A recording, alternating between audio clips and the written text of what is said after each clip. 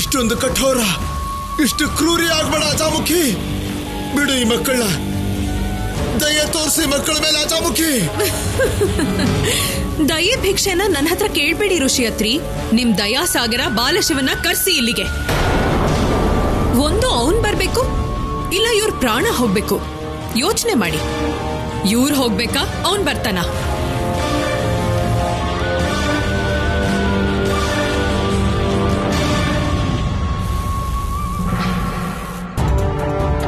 ಇದಕ್ಕೂ ಮೊದಲು ನಿಮ್ ಬಗ್ಗೆ ಇಷ್ಟು ಚಿಂತೆ ಯಾವತ್ತೂ ಆಗಿರ್ಲಿಲ್ಲ ಋಷಿವರ್ಯ. ನನ್ನ ಆತ್ಮ ಹೇಳ್ತಿದೆ, ನೀವ್ ಯಾವುದೋ ಕಷ್ಟದಲ್ಲಿದ್ದೀರಿ. ನನಗೆ ಅರ್ಥ ಆಗ್ತಿಲ್ಲ. ನಾನು ಹೋಗಿ ಶಿವನಿಗೆ ತಿಳಿಸ್ಬೇಕು. ಅವನೇ ಹೇಳ್ತಾನೆ ಏನಾಗಿದೆ ಅಂತ.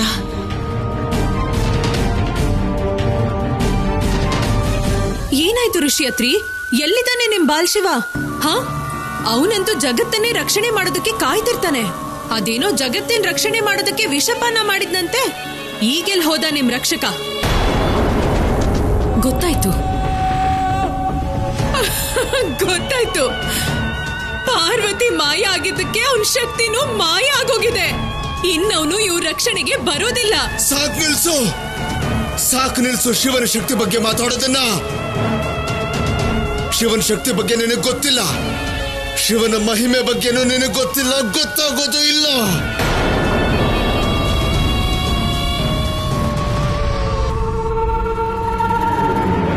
ಇನ್ನು ಸಮಯ ಇದೆ ನಿನಗೆ.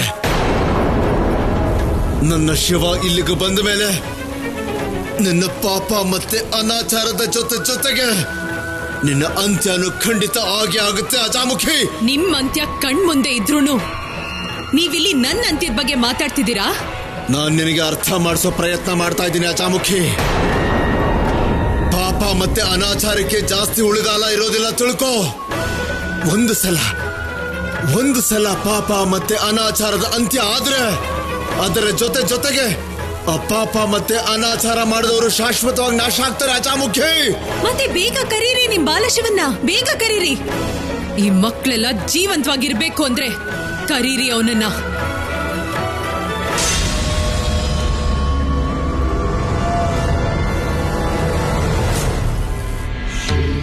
ನಿಮ್ ನೆನಪು ನನ್ ಸುತ್ತುವರೆದಿರೋದ್ರಿಂದ ನಾನು ಜಗತ್ತಿಂದ ದೂರ ಆಗ್ತಿದ್ದೀನಿ ಗೆಳತಿ. ಹಾಗಾಗಿ ನಿಮ್ ಜೊತೆ ಸಂಪರ್ಕ ಮಾಡೋಕ್ಕಾಗ್ತಾ ಇಲ್ಲ. ಈ ವಿಷಯ ಸತ್ಯನೇ. ಯಾರದ್ದಾದ್ರೂ ಬೆಲೆ ಮಹತ್ವ ಅವ್ರು ಇಲ್ದಿದ್ದಾಗ್ಲೇ ಗೊತ್ತಾಗೋದು.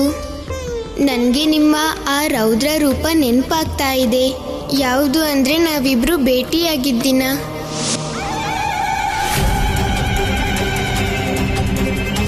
ಮತ್ತೆ ಗೆಳತಿ, ಜಗತ್ತಿಗೆ ವಿಷ ವಿಸರ್ಜನೆ ಸಂಕಷ್ಟ ಬಂದಾಗ್ಲೂ ಕೂಡ ನೀವು ಹೋಗಿದ್ರಿ ಅಲ್ವಾ?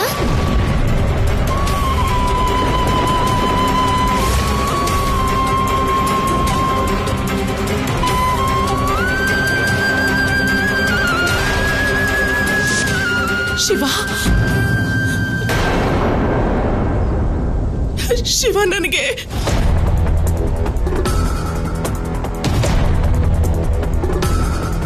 ಅಮ್ಮ, ನಿಮ್ಗಿಷ್ಟು ಚಿಂತೆ ಮತ್ತೆ ಗಾಬರಿ ಯಾಕೆ?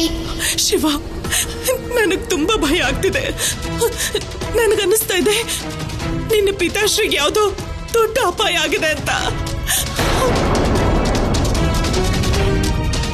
ಶಿವ, ನೀನು ನಿನ್ನ ಅತೀಂದ್ರಿಯ ಶಕ್ತಿ ಮೂಲಕ ನೋಡು ಅವರೆಲ್ಲಿದ್ದಾರೆ ಅಂತ. ಅವರ ರಕ್ಷಣೆ ಮಾಡು ಶಿವ, ಅವರ ರಕ್ಷಣೆ ಮಾಡು.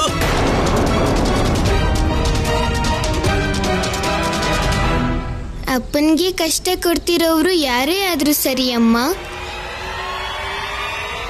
ಅವರು ತಾವೇ ಕಷ್ಟಪಡ್ತಾರೆ.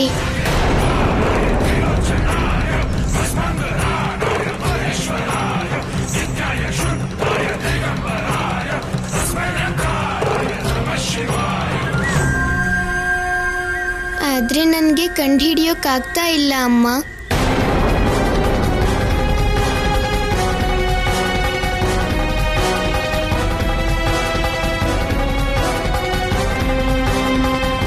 ಯಾಕೆ ಹೀಗೆ ಹೇಳ್ತಿದ್ಯಾ ಶಿವ? ನಿನಗೆ ತುಂಬಾ ಶಕ್ತಿ ಇದೆ. ನೀನು ದೊಡ್ಡ ದೊಡ್ಡ ಕಷ್ಟಗಳನ್ನೇ ಎದುರಿಸಿದೀಯಾ. ನಿನಗಿದು ಸಣ್ಣ ಸಮಸ್ಯೆ ಅಷ್ಟೇ. ನನ್ನ ಮಾನಸಿಕ ತರಂಗಗಳು ಕೆಲಸ ಮಾಡೋದನ್ನ ನಿಲ್ಲಿಸಿವೆ ಅಮ್ಮ. ನನ್ನ ಅತೀಂದ್ರಿಯ ಶಕ್ತಿ ಕ್ಷೀಣ ಆಗಿದೆ.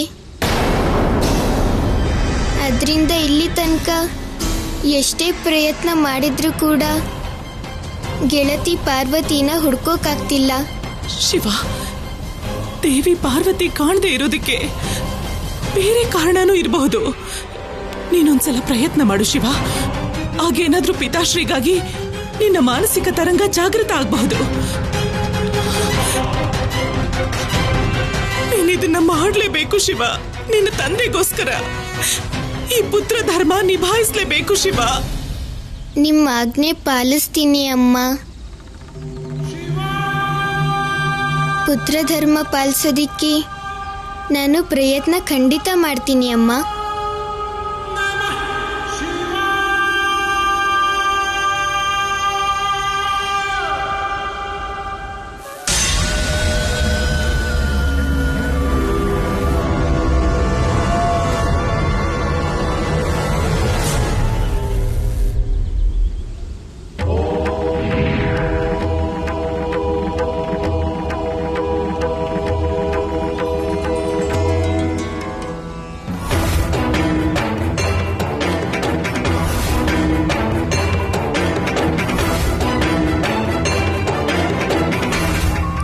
ಋಷಿಯತ್ರಿ, ನಿಮ್ ಬಾಲಶಿವ ಎಲ್ ಹೋದ? ಕಾಣಿಸ್ತಿಲ್ವಲ್ಲ. ಅವನು ಚಿಂತೆ ಮುಗ್ದೋಯ್ತೇನು ಈ ಜಗತ್ತಿನ ಬಗ್ಗೆ? ಜಗತ್ತನ್ನೇ ರಕ್ಷಣೆ ಮಾಡೋವನಿಗೆ ಅದರ ಬಗ್ಗೆ ಸದಾ ಕಾಲ ಚಿಂತೆ ಇದ್ದೇ ಇರುತ್ತೆ. ಅವನು ಸೋಲೋದಕ್ಕೆ ಸಾಧ್ಯನೇ ಇಲ್ಲ. ನನ್ನ ಶಿವ ಬರ್ತಾನೆ, ಎಲ್ರನ್ನೂ ಕಾಪಾಡ್ತಾನೆ ಅಜಾಮುಖಿ. ಹಾಗಾದ್ರೆ ಕರೀರಿ ಕರೀರಿ. ಋಷಿಯತ್ರಿ, ನನ್ನ ಮಾಯಾವಿ ಕೊಳಲಿನ ಧ್ವನಿ ಸಂಮೋಹನನ ಯಾರು ಮುರಿಯೋದಕ್ಕೆ ಸಾಧ್ಯನೇ ಇಲ್ಲ. ನಿಮ್ಮ ಶಿವಂಗೂ ಆಗಲ್ಲ. ನಿನ್ನ ಈ ಕೊಳಲಿನ ಸಂಮೋಹನ ಅವನ ಬ್ರಹ್ಮನಾದದ ಧ್ವನಿಗಿರೋ ಶಕ್ತಿ ಮುಂದೆ ಏನೇನೂ ಅಲ್ಲ. ಧ್ವಂಸ ಮಾಡ್ತಾನೆ. ನನ್ನ ಕೊಳಲಿನ ಸಂಮೋಹನ ಮುರಿಯೋದಕ್ಕೆ ಸಾಧ್ಯನೇ ಇಲ್ಲ. ಖಂಡಿತ ಅದು ಅಸಾಧ್ಯ. ನಿಮ್ಮ ಶಿವ ಅಪೂರ್ಣ, ಅಶಕ್ತ, ಅಸಹಾಯಕ. ಏನೂ ಮಾಡಲ್ಲ ಅವನು. ಅವಕಾಶ ನೋಡ್ಕೊಂಡೇ ಬಂದಿರೋದು ನಾನು ಋಷಿಯತ್ರಿ. ಈಗ ಜಯ ನನಗ್ ಮಾತ್ರ, ಕೇವಲ ನನಗ್ ಮಾತ್ರ.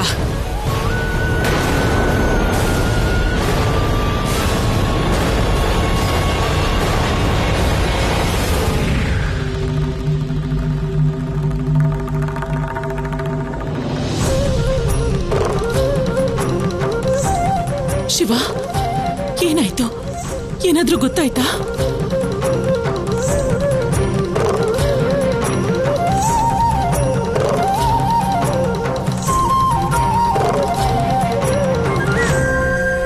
ಅಮ್ಮ, ತೊಂದ್ರೆಲಿರೋದು ಅಪ್ಪ ಮಾತ್ರ ಅಲ್ಲ, ಗುರುಕುಲದ ಮಕ್ಕಳು ಕೂಡ ಸಿಕ್ಕಾಕೊಂಡಿದ್ದಾರೆ.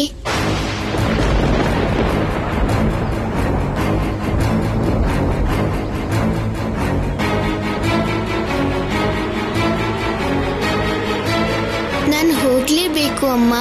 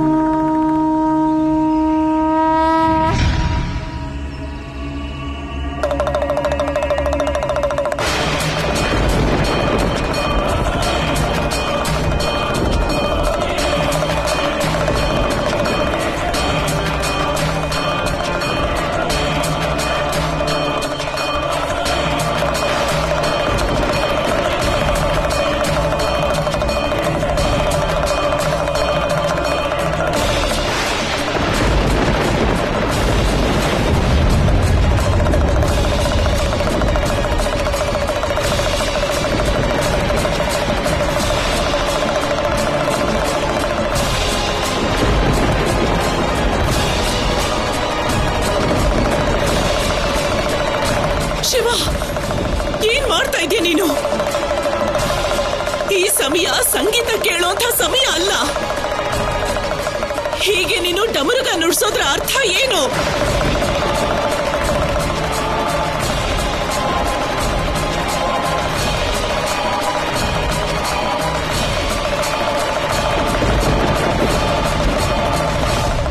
ಇದು ಪ್ರಭುಗಾಗಿರೋ ನೋವನ್ನ ಈ ರೀತಿ ತೋರಿಸ್ತಾ ಇದ್ದಾರೆ. ಹೀಗೆ ಬಹಳ ಸಲ ಮಾತೆ ಪಾರ್ವತಿ ದೇವಿಯಿಂದ ಪ್ರಭು ದೂರ ಆದ ನೋವಿಗೆ ಡಮರುಗ ಹೊಡೆದು ನೋವನ್ನ ತೋರಿಸ್ತಾರೆ. ಈಗ ಅವರ ತಂದೆ ಮತ್ತು ಗುರುಕುಲದ ಮಕ್ಕಳ ಮೇಲೆ ಬಂದಿರೋ ಕಷ್ಟದ ನೋವನ್ನ ಹೇಳ್ತಾ ಇದ್ದಾರೆ.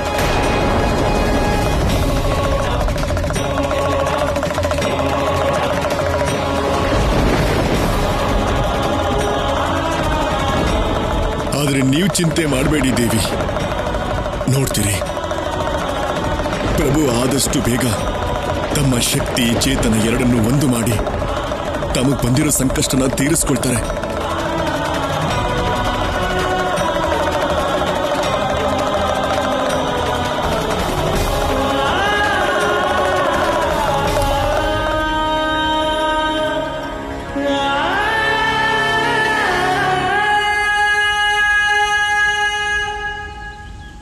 ಗೆಳೆಯ,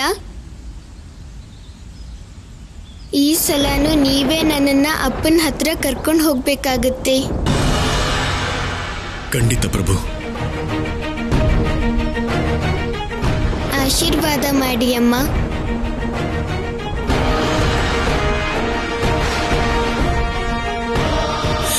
ವಿಜಯೀ ಭವ. ನಾನು ಅಪ್ಪನ್ನ ಕರ್ಕೊಂಡು ಆದಷ್ಟು ಬೇಗ ಬರ್ತೀನಿ ಅಮ್ಮ.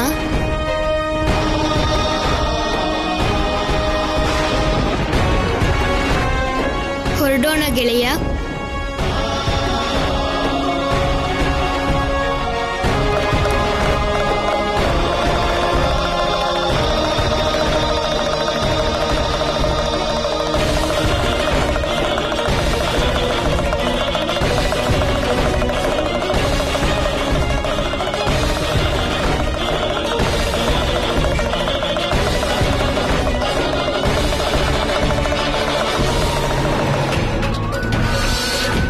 ನೋಡಿ ಋಷಿಯತ್ರಿ, ನೋಡಿ ಸಮಯ ಮೀರ್ತಾನೆ ಇದೆ. ಆದ್ರೆ ನಿಮ್ ಬಾಲಶಿವ ಇನ್ನೂ ಬಂದೇ ಇಲ್ಲ. ನೆನಪಿರ್ಲಿ, ಆಮೇಲೆ ಇವ್ರ ಮೃತ್ಯು ನನ್ನಿಂದಾಯ್ತು ಅಂತ ಹೇಳ್ಬೇಡಿ.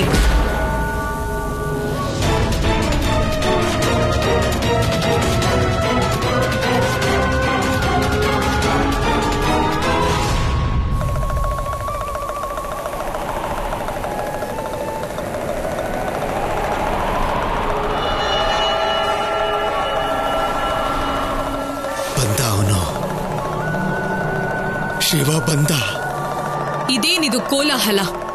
ಇದು ಕೋಲಾಹಲ ಅಲ್ಲ, ಇದು ಶಿವ ಬರ್ತಾ ಇರೋ ಧ್ವನಿ. ಅಜಾಮುಖಿ ಬಂದ, ಬಾಲಶಿವ ಬಂದ, ನನ್ನ ಬಾಲಶಿವ. ಋಷಿಯತ್ರಿ, ಋಷಿಯತ್ರಿ, ಇದು ಬಾಲಶಿವ ಬರ್ತಿರೋ ಶಬ್ದ ಅಲ್ಲ, ಇದು ಯಾವುದೋ ಯೋಗಿ ಡಮರುಗದ ಧ್ವನಿ ಅಷ್ಟೇ. ಧ್ವನಿ ಕೇಳೋದ್ರಿಂದ ಮೃತ್ಯು ಖಂಡಿತ ಓಡ್ ಹೋಗಲ್ಲ. ಅಲ್ಲೋಡಿ, ಇವ್ರ ಮೃತ್ಯು ಕೇವಲ 2 ಹೆಜ್ಜೆಲಿದೆ.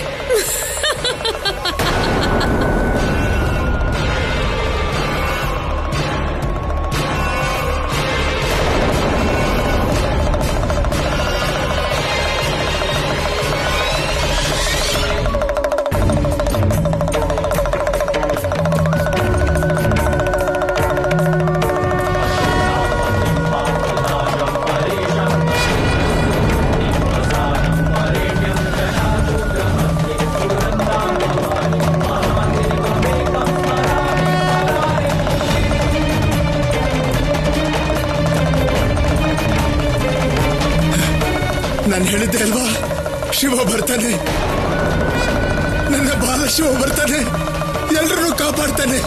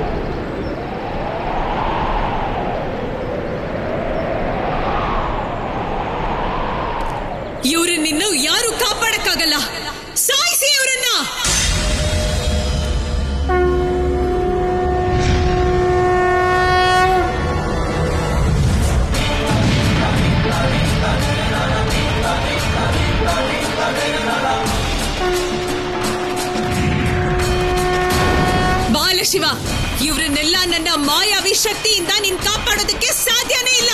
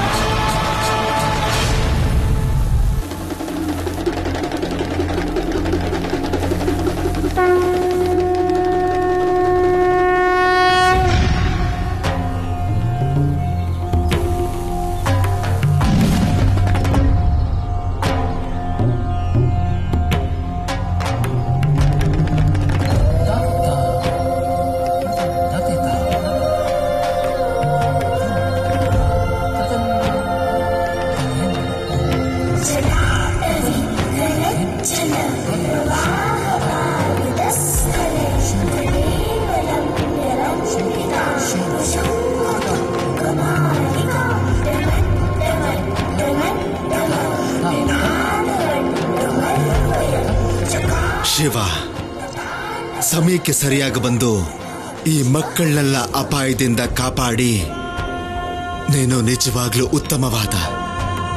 ಅತ್ಯುತ್ತಮವಾದ ಕೆಲಸ ಮಾಡಿದೀಯ ಶಿವ. ನಿನಗೆ ತುಂಬಾ ಧನ್ಯವಾದಗಳು ಶಿವ. ಕರ್ತವ್ಯ ಪಾಲನೆ ಮಾಡೋದು ಪ್ರೀತಿಗಿರೋ ಸಂಬಂಧ ಅಷ್ಟೇ.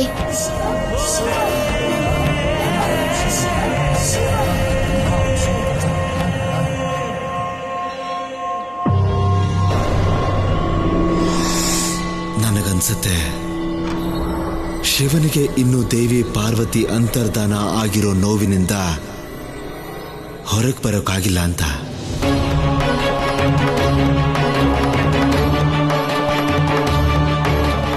ಈಗ ಬನ್ನಿ ಅಪ್ಪ, ಮನೆಗೆ ಹೋಗ್ಬೇಕು.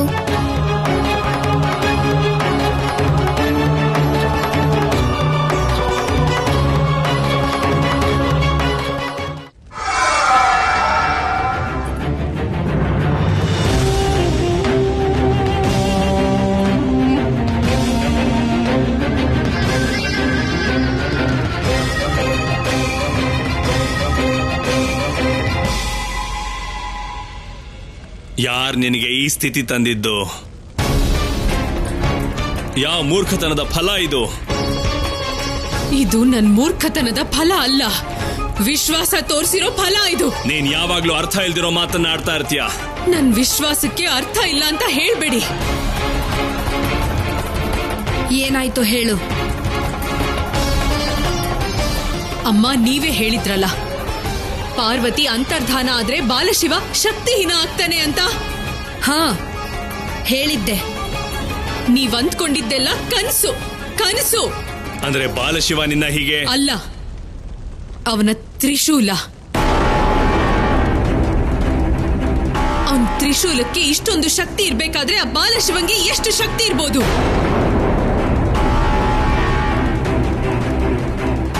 ಇದ್ರರ್ಥ ಏನು ಅಂದ್ರೆ ನಾವಿನ್ನು ಬಹಳ ಹುಷಾರಾಗಿರ್ಬೇಕಾಗುತ್ತೆ. ಈ ಸಮಯ ಕೈ ಕೊಟ್ಕೊಂಡು ಕುತ್ಕೊಳ್ಳೋದಲ್ಲ ತಾರಕ. ನಿನ್ ಶಕ್ತಿ ಹೆಚ್ಚು ಮಾಡ್ಕೋ. ತ್ರಿಲೋಕದಲ್ಲಿ ಅಸುರ ಸಾಮ್ರಾಜ್ಯನ ಸೃಷ್ಟಿ ಮಾಡು. ಅಸುರರ ಗುರು ಶುಕ್ರಾಚಾರ್ಯರನ್ನ ತಪಸ್ಸಿಂದ ಎಚ್ಚರಿಸು. ನಾನು ಉಪಾಯ ಮಾಡಾಗಿದೆ. ಯಾವಾಗ, ಏನು, ಹೇಗೆ ಅಂತ. ಯಾವ ಉಪಾಯ? ಎಲ್ಲದಕ್ಕೂ ಮೊದಲು ನಾನು ಆ ಇಂದ್ರನ ಮೇಲೆ ಆಕ್ರಮಣ ಮಾಡ್ತೀನಿ. ಆ ಇಂದ್ರದೇವನ್ನ ಎಳ್ಕೊಂಡು ಬಂದು ನಿಮ್ಮ ಪಾದದ ಮೇಲೆ ಹಾಕ್ತೀನಮ್ಮ. ಆಮೇಲೆ ಬೇರೆ ಕೆಲಸ ಏನೇ ಇದ್ರು ನಾಳೆ ಬೆಳಗ್ಗೆ ಸೂರ್ಯ ಸ್ವರ್ಗಲೋಕದ ಮೇಲೆ ತಾರಕಾಸುರ ಆಕ್ರಮಣ ಮಾಡಿದಾಗ ಹುಟ್ಟಾನೆ. ಆಕ್ರಮಣ ಮಾಡೇ ಮಾಡ್ತೀನಿ ನಾನು.